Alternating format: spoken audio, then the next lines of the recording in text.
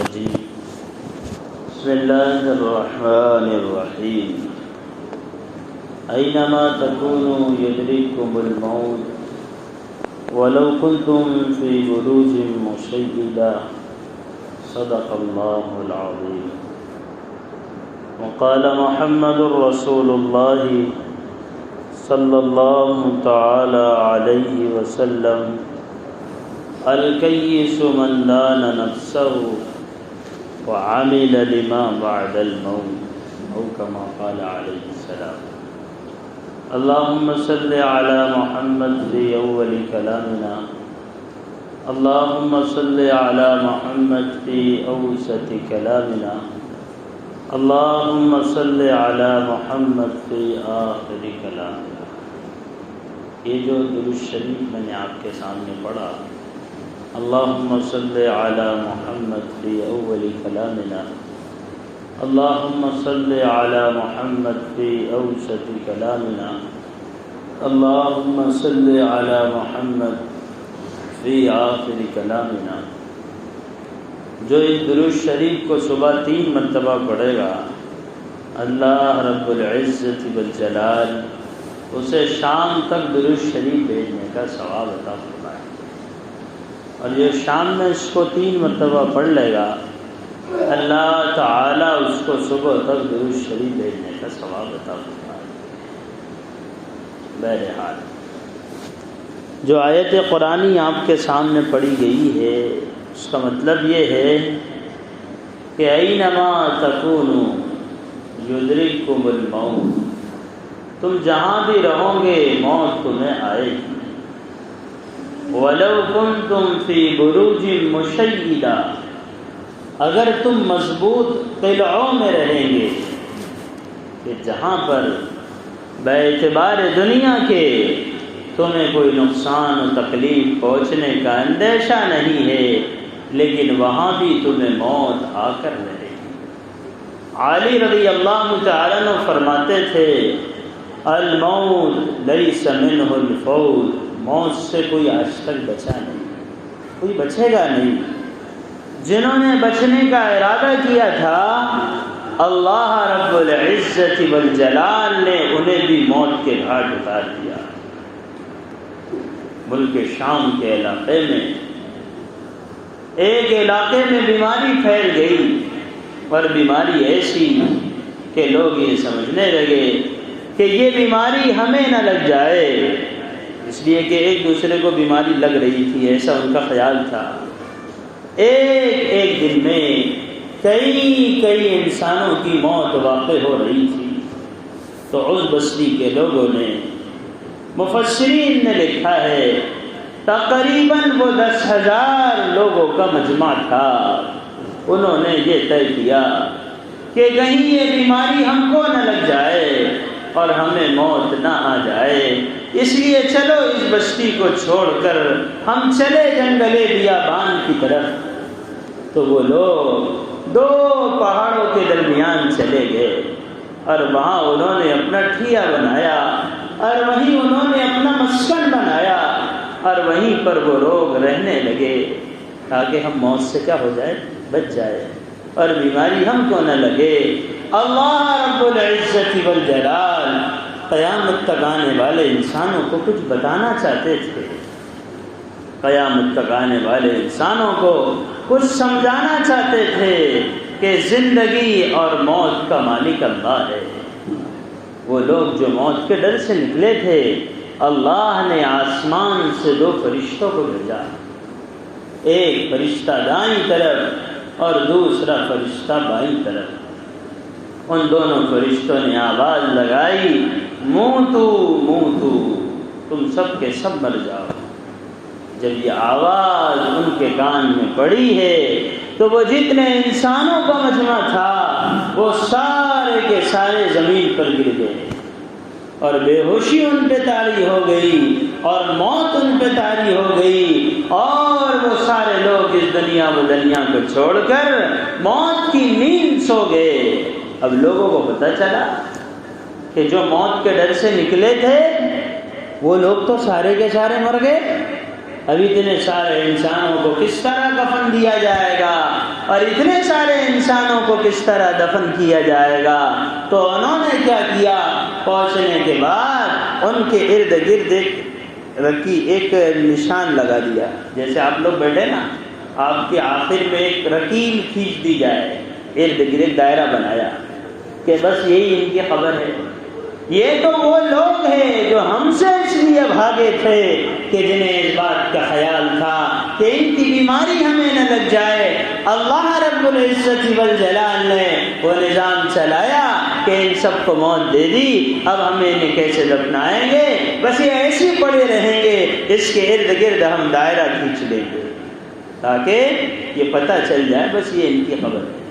اللہ نے اس واقعے کو سورہ بقرہ کے اندر نقل فرمایا اور اپنے نبی محمد الرسول اللہ صلی اللہ علیہ وسلم سے پوچھا، أَلَمْ تَرَى إِلَى الَّذِينَ خَرَجُوا مِن دِيَارِهِمْ، اے محمد کیا تم نے ان لوگوں کو نہیں دیکھا؟ وہ نبی کیسے دیکھ سکتے؟ یہ تو نبی کے زمانے سے کئی سو سال پہلے کا قصہ ہے، لیکن یہاں دیکھنے سے، یہاں رویت سے، رویت علمی مراد ہے کہ تمہیں پتہ ہے علم کے اعتبار سے اس واقعے کا۔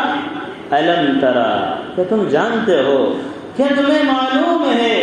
الذین خرجوا من دیارہم، جو لوگ اپنے گھروں سے نکلے تھے وہ کتنے تھے؟ ہم الوف، وہ ہزاروں میں تھے۔ کیوں نکلے تھے؟ حذر الموت، موت کے ڈر سے نکلے تھے، لیکن اللہ انسانوں کو یہ بتانا چاہتے تھے کہ زندگی اور موت کا مالک اللہ ہے، لہذا اللہ نے دو فرشتوں کو بھیجا اور ان لوگوں پر موت طاری ہو گئی۔ اب وہ لوگ میدان میں پڑے ہوئے، میدان میں پڑے رہنے کی وجہ سے ان لوگوں کے بدن سڑ گئے، گوشت ہڈیوں سے جدا ہو گیا اور ہڈیاں پڑی تھوڑی سی۔ اتنے سارے انسان ہیں، اب اتنے سارے انسانوں کی ہڈیاں میدان میں رہے گی تو دیکھنے والوں کو یہ منظر بڑا عجیب لگے گا۔ اس زمانے میں ایک نبی تھے اور اس نبی کا نام حزقیل علیہ السلام تھا۔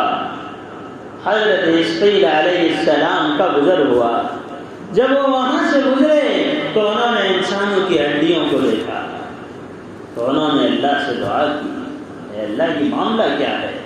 اللہ رب العزت نے فرمایا تم ہم سے دعا کرو، ہم ان ساری ہڈیوں کو ایک جگہ جمع کر کر ہر انسان کے ڈھانچے کو، ہر انسان کی ہڈیوں کو اس کے ڈھانچے میں منتقل کر دے اور ہر ایک کا ڈھانچہ بنا دے، تم ایسی ہم سے دعا کرو۔ انہوں نے دعا کی ہے اللہ ان کے جو لوگ مرے ہوئے، پڑے ہوئے، گل گئے، سڑ گئے تو ہر ایک کے ڈھانچے کو تیار کر دے۔ اللہ نے ان کی دعا پر سب کے ڈھانچے تیار ہو گئے۔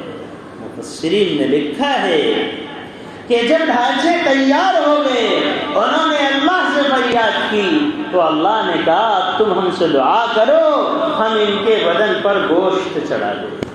انہوں نے دعا کی کہ اے اللہ ان کے بدن پہ گوشت چڑھا دے۔ اللہ نے ان کے بدن پہ گوشت بھی چڑھا دیا۔ وہ میدان کے اندر سارے کے سارے لوگوں کا جسم اپنے گوشت اور اپنے ہڈیوں کے ساتھ بنا پڑا ہے، ابھی روح نہیں ہے، ابھی بغیر روح کے ہے۔ حضرت حزقیل علیہ السلام نے دعا کی اے اللہ تو ان کے بدن میں روح بھی ڈال دے، تو انہیں دوبارہ زندہ کر دے۔ اللہ نے دوبارہ روح ڈال دی۔ جب دوبارہ ان کے بدن میں روح آئی، اس واقعے کو سورہ بقرہ میں اللہ نے کہا ثم احیاہم، پھر اللہ نے ان کو زندہ کیا۔ اور جب وہ لوگ زندہ ہوئے تو مفسرین نے لکھا ہے ان کے زبان کا کلمہ یہ تھا سبحانک لا الہ الا انت، اے اللہ تیری ذات پاک ہے، تیرے سوا کوئی معبود نہیں، ہم موت کے ڈر سے نکلے تھے، تو نے ہمیں موت دی، تو نے ہمیں زندہ کیا، ہم سمجھ گئے کہ زندگی اور موت تیرے ہاتھ میں ہے، نہ کسی کی بیماری کسی کو لگ کر موت کے گھاٹ اتار سکتی ہے، نہ کسی جگہ پہ رہنا انسان کو موت سے بچا سکتا ہے۔ جب تو موت دینا چاہے گا کوئی زندگی نہیں دے سکے گا، جب تو زندگی دینا چاہے گا تو کوئی موت نہیں دے سکے گا۔ اللہ نے ان لوگوں کو زندہ کیا اور وہ لوگ زندہ رہے چند دن۔ علامہ سیوطی رحمۃ اللہ علیہ نے ایک تفسیر لکھی ہے جلالین شریف، جو علماء کو پڑھائی جاتی ہے عربی میں۔ اس میں لکھا ہے کہ ان لوگوں کے بدن پر کچھ نشانات تھے پیلے پیلے، یہ اس بات کی علامت تھی کہ یہ وہ لوگ ہیں جن کو اللہ نے موت کے بعد دوبارہ زندہ کیا ہے، اور پھر چند دنوں کے بعد اللہ نے انہیں موت دے دی۔ یہ واقعات کیوں پیش کیا اور یہ واقعات ہمیں قرآن میں کیوں سنایا؟ ہمیں یہ بتانا مقصود ہے، اے انسان تجھے ایک دن دنیا سے جانا ہے، مر کے مر جانا نہیں ہے۔ اگر مر کے مر جانا ہوتا تو کوئی مسئلہ ہی نہیں تھا، تو پھر عرس میں ناچنے والا اور مسجد میں تسبیح پڑھنے والا برابر ہو جاتا۔ اگر مر کے مر جانا ہوتا تو ڈیجوں پر ناچنے والے اور اللہ کے قرآن کی تلاوت کرنے والے دونوں برابر ہو جاتے۔ اگر مر کے مر جانا ہوتا تو حلال اور حرام کی تمیز نہ کرنے والے دونوں برابر ہو جاتے۔ اگر مر کے مر جانا ہوتا تو شراب پینے والے اور شربت پینے والے دونوں برابر ہو جاتے۔ اگر مر کے مر جانا ہوتا تو ماں باپ کو ستانے والے اور ماں باپ کے پیر دبانے والے دونوں برابر ہو جاتے۔ لیکن مر کے مر جانا نہیں ہے، مر کے اللہ کے پاس جانا ہے۔ مر کے اللہ کے پاس جا کر ساری زندگی کا حساب دینا ہے۔ وَمَن يَعْمَلْ مِثْقَالَ ذَرَّةٍ خَيْرًا يَرَهُ وَمَن يَعْمَلْ مِثْقَالَ ذَرَّةٍ شَرًّا يَرَهُ فَمَن يَعْمَلْ مِثْقَالَ ذَرَّةٍ خَيْرًا يَرَهُ وَمَن يَعْمَلْ مِثْقَالَ ذَرَّةٍ شَرًّا يَرَهُ۔ جس نے ذرہ برابر نیکی کیا ہوگا وہ اس کو بھی دیکھ لے گا، اور جس نے ذرہ برابر برائی کیا ہوگا وہ اس کو بھی دیکھ لے گا۔ اس لیے موت آنے والی ہے، سب کو آنے والی ہے، لیکن موت سے پہلے موت کی تیاری ضروری ہے۔ جن کے سامنے موت کا منظر تھا وہ ہر حال میں اللہ کے ڈر کی زندگی گزارتے تھے، کیونکہ وہ یہ جانتے تھے میرے موت کا دن بھی طے ہے، میرے موت کا وقت بھی طے ہے، اور میرے موت کی جگہ بھی طے ہے۔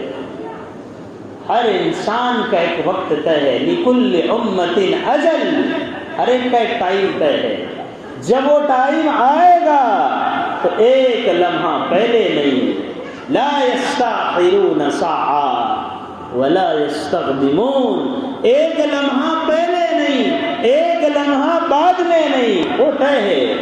سلیمان علیہ السلام بڑے نبی، عوام پہ جن کی حکومت تھی، مخلوق اللہ کی جن سے بات کرتی تھی، ایک اللہ کا بندہ ان کے پاس بیٹھا تھا۔ اچانک ایک فرشتہ آیا اور وہ فرشتہ ان کے پاس بیٹھنے والے کو گھورنے لگا، تو بیٹھنے والے نے سلیمان علیہ السلام سے کہا حضرت مجھے اس آدمی سے ڈر لگتا ہے۔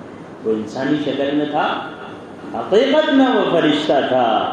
کہا آپ میرے لیے یہ حکم دے دو ہوا کو کہ وہ میرے جسم کو فلاں وادی میں لے جا کے ڈال دے، مجھے اس وادی میں پہنچا دے، آپ دعا کر دو، آپ حکم دے دو۔ انہوں نے حکم دیا ہوا کو کہ ایک بندے کو فلاں وادی میں لے جا کے چھوڑ دے۔ وہ بندہ ہوا کے ذریعے سے اس وادی میں پہنچ گیا۔ جب وہ اس وادی میں پہنچا ہے، مفسرین نے لکھا ہے وہ شخص جو اس کو سلیمان علیہ السلام کے سامنے گھور رہا تھا وہ بھی وہاں پہ پہنچ گیا۔ تو اس نے اس سے کہا بھائی تیرے ڈر سے تو میں یہاں آیا، تو یہاں پہنچ گیا؟ ارے بولے اللہ کے بندے میں ملک الموت ہوں جو تجھے لینے آیا تھا۔ اللہ نے کیا کہا تھا کہ فلاں بندے کی روح فلاں وادی میں تم کو نکالنا ہے، میں تو اس معاملے میں پریشان تھا کہ تو بیٹھا سلیمان کے پاس ہے اور تیری موت کا وقت اور جگہ جو طے ہے وہ فلاں وادی میں ہے، اللہ تجھے یہاں کیسے پہنچائے گا؟ اس مالک نے اپنا نظام چلایا، تیرے دل میں اس وادی میں آنے کی بات آئی اور تو یہاں پر پہنچا، اور تیری یہ موت کی جگہ ہے اور میں تجھے لے جانے آیا ہوں۔ اللہ نے تیری موت کی یہ جگہ متعین کی تھی، میری آپ کی سب کی جگہ متعین ہے، کہاں موت آئے گی، کب ہم اس دنیا سے جائیں گے، لیکن خالی ہاتھ نہیں جانا ہے، جانے سے پہلے جانے کی تیاری کرنا، مر کے مر جانا نہیں ہے، مر کے اللہ کے پاس جانا ہے اور ساری زندگی کا حساب دینا ہے، کیا کر کے آئے ہو۔ موت سب کو آئے گی، کبھی نافرمان کی موت پر دنیا ہی میں اللہ عذاب کا نظام چلا دیں گے، کبھی اللہ عذاب کو مؤخر کر دیں گے۔ حجاج بن یوسف بادشاہ تھا، لیکن اس نے اپنے بادشاہت کی کرسی پر موت کو نہیں پہچانا، موت کو بھلا دیا تو ظلم کا بازار گرم کر دیا، لوگوں کی گردنیں اڑائی اپنی کرسی کو بچانے کے لیے۔ تو صاحب نفحۃ العرب نے لکھا ہے، اس کی شرح میں شارحین نے لکھا ہے، جب اس کا اس دنیا سے جانے کا وقت آنے والا تھا تو اس کی کیفیت یہ ہو گئی تھی کہ اس کے پیٹ میں بہت زیادہ تکلیف ہوتی تھی، بہت زیادہ درد ہوتا تھا اس کے پیٹ میں۔ تو ایک تاگے کے اوپر گوشت کے ٹکڑے کو باندھا گیا اور اس گوشت کے ٹکڑے کو حلق کے راستے سے پیٹ میں ڈالا گیا۔ جب اس کو پیٹ میں ڈالا گیا اور جب اس تاگے کو باہر نکالا گیا تو وہ جو گوشت کا ٹکڑا تھا، اس گوشت کے ٹکڑے پر اللیاں لگی ہوئی تھی، کیڑے لگے ہوئے تھے۔ یہ علامت تھی اس بات کی کہ اس نے اللہ کو ناراض کیا، اللہ نے اپنے عذاب کا دنیا میں معاملہ شروع کر دیا، صحابی کو قتل کر دیا، موت کو بھول گیا۔ جب آدمی موت کو بھول جاتا ہے تو اسے یہ سمجھ میں نہیں آتا کہ میں مسجد میں بیٹھ کے غیبت کر رہا ہوں۔ جب آدمی موت کو بھول جاتا ہے تو پھر وہ نشے میں رہتا ہے، اسے حلال و حرام کی تمیز نہیں رہتی، اسے جائز اور ناجائز کا طریقہ معلوم نہیں ہوتا، گھوم جاتا ہے اس میں۔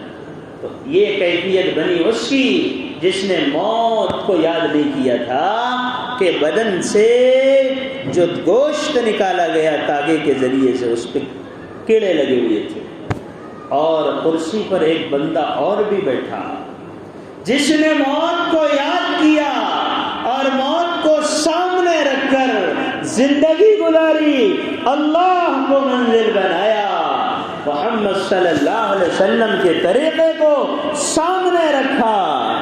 تو اس کی بھی ایک زندگی تھی کہ جب عید کا دن آیا، عید کا دن آنے والا ہے، چند دن باقی ہے، بیگم نے کہا، بیوی جس کا نام فاطمہ تھا، یہ کون ہے؟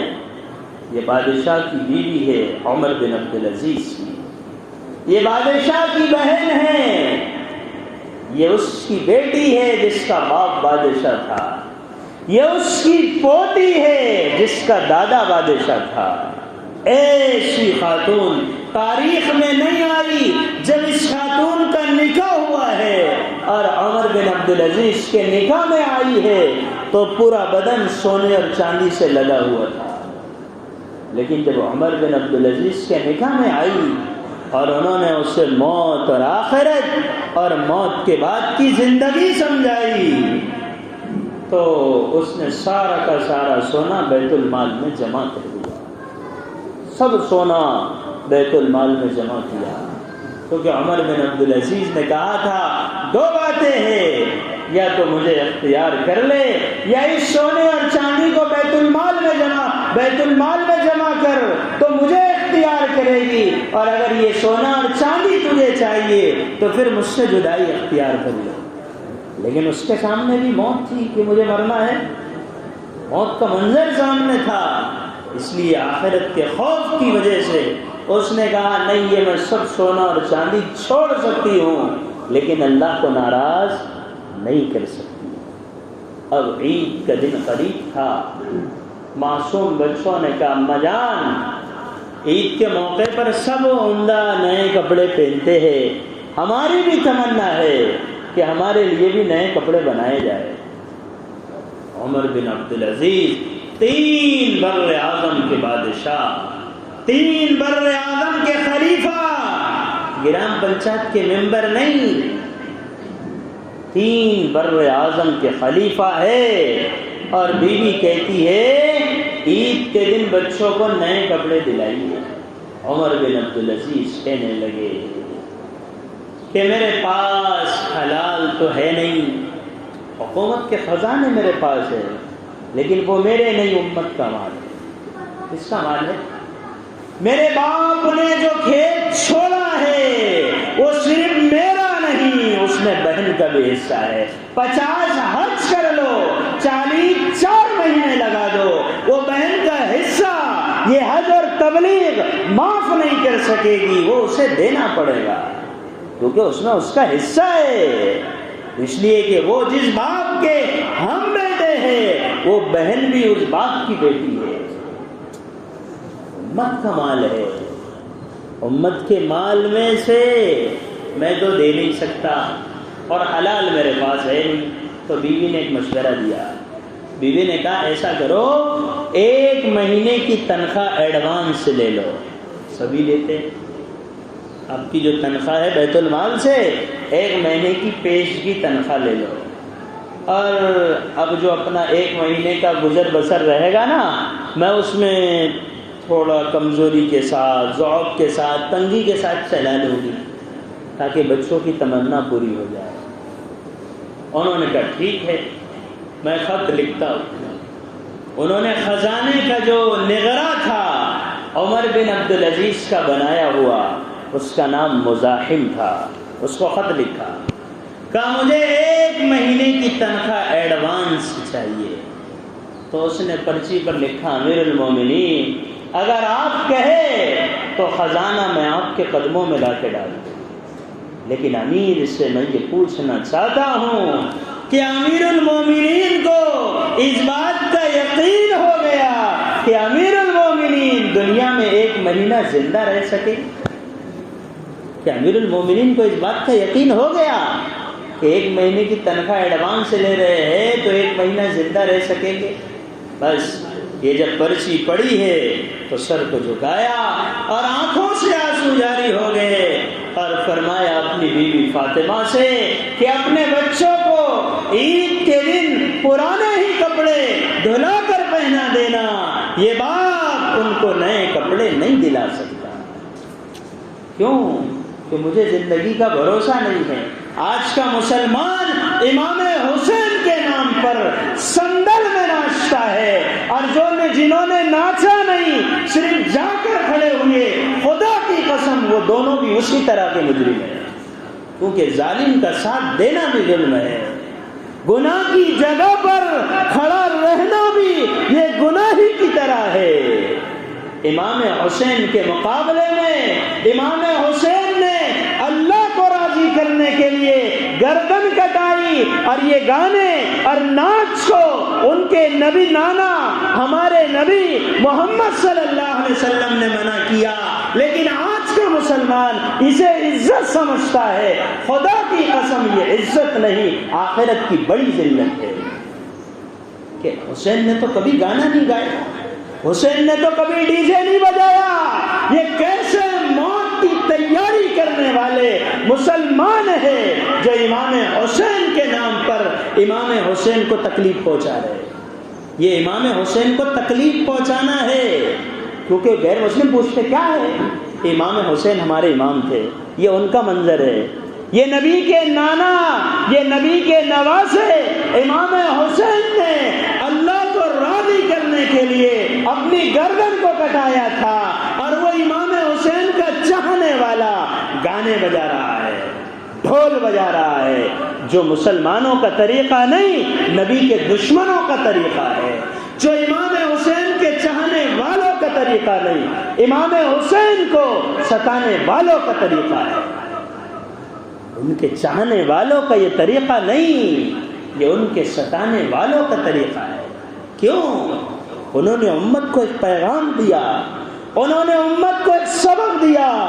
امام حسین میدان میں ہے، اپنے معصوم بچے کو بلایا، عبداللہ کو گود میں لیا، وہ بچہ ابا سے پانی مانگ رہا تھا، پانی تو نہ پلا سکے، دشمن کی جانب سے ایک تیر آیا، بچے کو گود میں لیے چومنے لگے، ایسا تیر آیا ابن موقد کا جو اس بچے کے یہاں لگا حلق میں، اور حلق سے پار ہو گیا، اس میں سے خون کا فوارہ نکلا۔ امام حسین نے اس خون کو ہاتھ میں لیا اور آسمان کی طرف نگاہ اٹھائی، میرے مولا اگر تو اس حال میں مجھ سے راضی ہے تب بھی میں اس حال میں تجھ سے راضی ہوں۔ میں اس معصوم بچوں کا خون تو بہا سکتا ہوں لیکن تجھے ناراض نہیں کر سکتا۔ یہ کون سا مسلمان ہے جو گانے اور ڈی جے بجا کر اللہ کو خوش کرنا چاہتا؟ اسلام میں تو گانے کی گنجائش نہیں۔ قرآن کی تلاوت گانے کے ساتھ سننا حرام۔ اگر کوئی ڈھول کے ساتھ قرآن سنے تو قرآن کا سننا حرام ہے، اس لیے کہ قرآن ڈھول کے ساتھ نہیں سنا جائے گا، قرآن بغیر ڈھول کے اور بغیر سنگیت کے سنا جائے گا۔ میرے نبی نے خود کہا میں دنیا میں سنگیت کو مٹانے کے لیے آیا ہوں، اور آج کا مسلمان سنگیت بجا کر نبی کو خوش کرنا چاہتا ہے۔ کیوں؟ موت کا منظر سامنے نہیں، کیوں آخرت کی زندگی سامنے نہیں۔ جب آدمی کے سامنے موت ہوتی ہے اور جب آدمی کے سامنے مرنا ہوتا ہے کہ مجھے مرنا ہے، تو وہ یہ دیکھتا ہے حلال کیا ہے، حرام کیا ہے، غلط کیا ہے، صحیح کیا ہے۔ یہ کب دیکھتا ہے؟ جب اس کے سامنے موت ہوتی ہے۔ عمر بن عبدالعزیز کے سامنے موت تھی تو اپنے بیوی سے کہا میرے ان معصوم بچوں کو عید کے دن پرانے ہی کپڑے پہنا دینا، میرے پاس حلال پیسے نہیں تھے۔ عید کا دن آیا، نماز پڑھائی عمر بن عبدالعزیز نے، بچے سامنے بیٹھے، جب نماز سے فارغ ہوئے اپنے گھر تشریف لے گئے اور اپنے بچوں سے ملاقات کی تو ان کی بیٹیاں ملنے کے لیے آئی تو انہوں نے منہ پر ایسے دوپٹہ ڈال دیا۔ عمر بن عبدالعزیز نے کہا میری بیٹیوں کیا بات ہے، تم نے منہ کیوں چھپا لیا؟ میں تمہارا باپ ہوں، تمہیں مجھ سے تو پردہ نہیں۔ تو گھر میں جو خاتون تھی خادمہ وہ کہنے لگی امیر المومنین آج عید کے دن تیری بیٹیوں نے کچے پیاز سے روٹی کھائی ہے، منہ میں بدبو آ رہی ہے اس لیے منہ کو دوپٹہ لگایا۔ پھر اپنے بیٹوں سے کہا میرے بیٹو تمہیں غم لگا ہوگا کہ باپ نے اپنے بچوں کو کپڑے بھی نہیں بنایا، لیکن میں تمہاری وجہ سے اللہ کو ناراض نہیں کر سکتا، تمہاری وجہ سے اللہ کو ناراض نہیں کر سکتا۔